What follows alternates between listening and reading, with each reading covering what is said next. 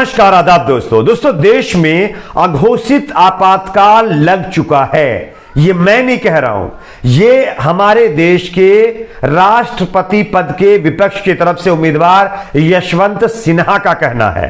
क्या उन्होंने कहा है कि देश में अघोषित आपातकाल लग चुका है और इसको लेकर के उन्होंने कई दावे भी किए हैं। आगे इनके बयान को सुनाएंगे, उन्होंने क्या कुछ कहा है पूरी जानकारी देंगे। दूसरी बड़ी खबर आ रही है, अब मिर्ची बाबा ने बड़ा ऐलान कर दिया है। अगर कोई भी हिंदू देवी देवताओं का अपमान करने वाले बॉलीवुड के निर्माताओं का संकलन करके लाता है तो उसको 20 लाख रुपए देने का एक अनाउंसमेंट मिर्ची बाबा की तरफ से किया गया है, जिसको लेकर के अब नया विवाद खड़ा हो गया है। इसकी भी जानकारी देंगे। तीसरी बड़ी खबर आ रही है दोस्तों इजराइल से।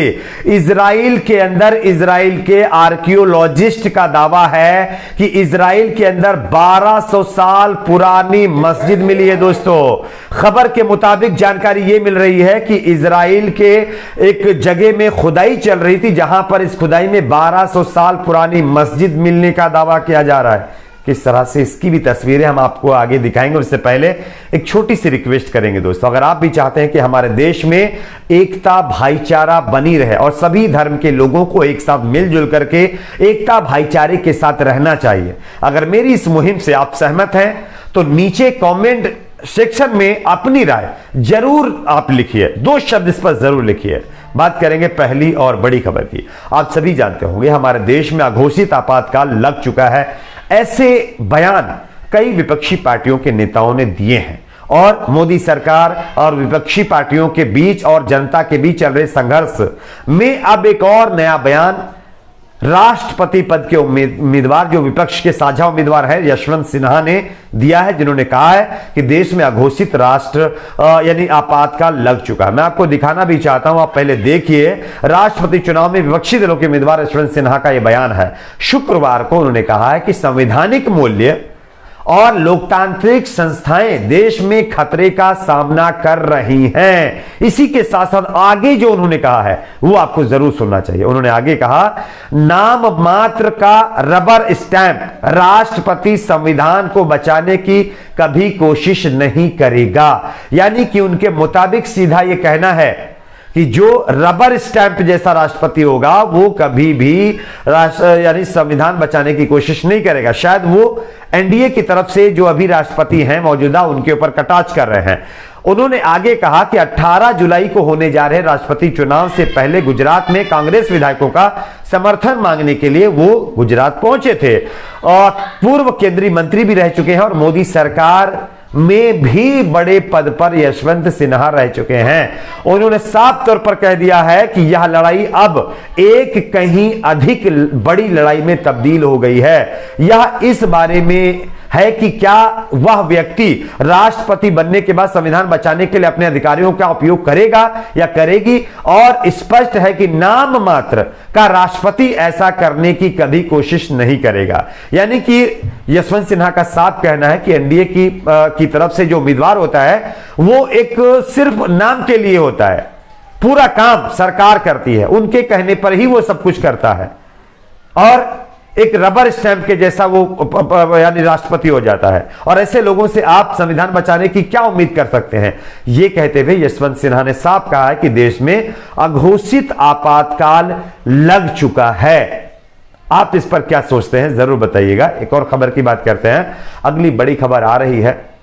अभी तक तो नुपुर शर्मा के खिलाफ जितने लोग ये कहते थे कि नुपुर शर्मा के साथ कोई ऐसा कर देगा तो इतने रुपए देंगे, कोई ऐसा कर देगा तो इतने रुपए देंगे, लेकिन अब हिंदू देवी देवताओं का अपमान करने वाले निर्माताओं का अगर कोई सिरकलम करेगा तो 20 लाख रुपए देने का ऐलान मिर्ची बाबा ने कर दिया है। मैं आपको खबर दिखाना चाहता हूं, आप देख सकते हैं। इस समय काली फिल्म के पोस्टर को लेकर के देश भर में विवाद बढ़ता जा रहा है। मामला इतना बढ़ गया है कि देश के कई राज्यों में फिल्म मेकर लीना के खिलाफ एफआईआर दर्ज कर दी गई है। इतना ही नहीं, भोपाल पुलिस ने तो लीना के खिलाफ लुकआउट नोटिस सर्कुलर तक जारी कर दिया है।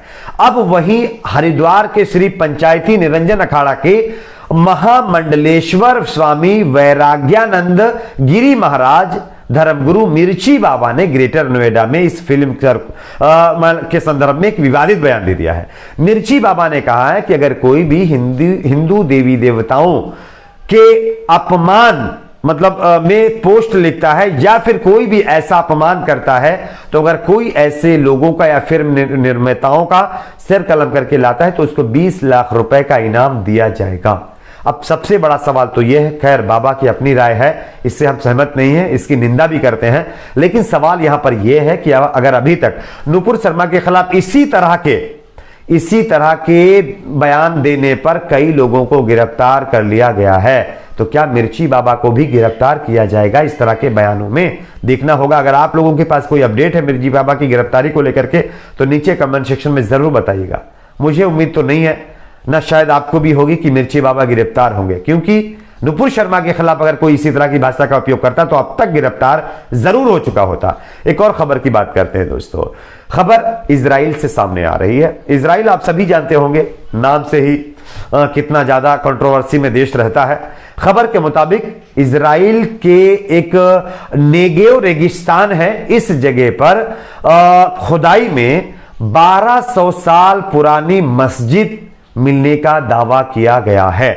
और यह दावा मैं नहीं कर रहा हूं, आप मेरे पीछे वीडियो देख सकते हैं। इस वीडियो में आज तक ने इस खबर को ब्रेकिंग में चलाया है। खुदाई के दौरान मिली 1200 साल पुरानी मस्जिद, और ये जो है दावा खुदाई के दौरान इजराइल के अंदर किया गया है। तो ये बहुत बड़ी खबर है दोस्तों कि इजराइल के अंदर ये 1200 साल पुरानी, इजराइल के आर्कियोलॉजिस्ट ने ये दावा किया है, खुदाई के दौरान मिली 1200 साल पुरानी मस्जिद इजराइल के रहात शहर के विदुवन में खुदाई के दौरान मिलने का दावा किया गया। मस्जिद के अवशेष नेगेव रेगिस्तान में है। इजराइल के आर्कियोलॉजिस्ट की तरफ से यह जानकारी दी गई है। अब उन लोगों के लिए एक सवाल है जो कहते हैं कि इस्लाम धर्म अभी बना हुआ है, नया धर्म है, 1200 साल पुरानी मस्जिद मिलती है इजराइल के अंदर। और आप लोगों को पता होगा अभी इजराइल अपने पूरे देश पर तो उसका है ही कब्जा, लेकिन दूसरे देशों पर भी कब्जा करने की कोशिश कर रहा है, ऐसे आरोप लगते हैं। लेकिन अब जब इजराइल के अंदर मस्जिदें मिल रही हैं तो क्या वहां पर भी पूरे शहरों को खोदा जाएगा? ये पता लगाने की कोशिश की जाएगी कि कहां कहां पर मस्जिदें हैं, कहां कहां पर क्या है। क्या इजराइल को बसाने के लिए मस्जिदों को ढाया गया? ये बड़ा सवाल है। लेकिन आज इस पर कौन चर्चा करेगा, कौन बात करेगा? अगर इस तरह की अपडेट आती भी है तो थोड़ी बहुत ब्रेकिंग में चला दिया जाता है, वरना इन खबरों को तवज्जो तो कोई देता ही नहीं है। हमारे देश में ही देख लीजिए आप, तमाम मुद्दों को लेकर के आज बात करने की जरूरत है, जैसे कि महंगाई, बेरोजगारी, शिक्षा, लेकिन आज इन पर बात ही नहीं हो रही। बात कहां हो रही है? कहां पर खुदाई करने में मंदिर मिला है तो कहां मस्जिद मिली है, कहां पर चर्च मिला है तो कभी कुछ मिला है। इस तरह की चीजों पर आज बातचीत हो रही है। खैर, ऐसी चीजों पर आपकी क्या राय है नीचे जरूर कमेंट सेक्शन में बताइए। वीडियो को ज्यादा से ज्यादा लाइक करिए दोस्तों, आपका लाइक शेयर ही हमारी मेहनत का फल होता है। अगर आप इस चैनल पर नए तो सब्सक्राइब कर लीजिए, बेल आइकन को जरूर प्रेस करिए। आज के लिए इतना ही, मिलता कुछ और खबरों के साथ।